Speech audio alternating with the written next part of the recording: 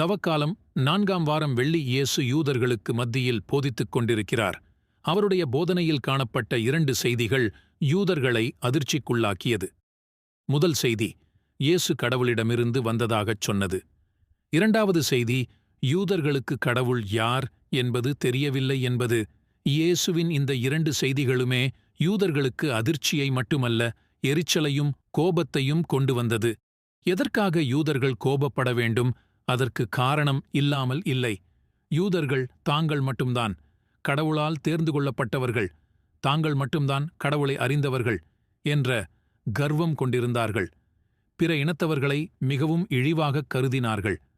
அப்படிப்பட்ட யூதர்களை பார்த்து கடவுளைப் பற்றி ஒன்றும் தெரியாது என்று சொன்னால் நிச்சயம் அவர்களுக்கு கோபம் வரத்தான் செய்யும். இயேசுவின் இந்த போதனை அவர் மீது குற்றம் சுமத்துவதற்கு அவருடைய எதிரிகளுக்கு மிகவும் எளிதாய்ப்போனது. இதுநாள் வரை ஓய்வு நாள் ஒழுங்குகளை மீறுகிறவர் என்ற குற்றச்சாட்டு அவர் மீது இருந்தது.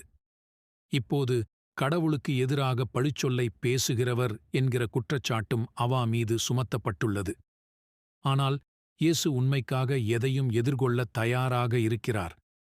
இயேசுவுக்கு எதிராக, இயேசுவுக்கு ஆதரவாக பல கருத்துக்கள் முன்வைக்கப்பட்டன.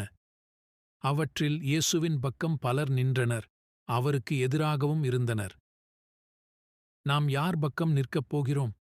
இயேசுவின் சார்பில் நிற்கப் போகிறோமா? அல்லது அவருக்கு எதிராக நிற்கப் போகிறோமா? சிந்திப்போம், செயல்படுவோம்.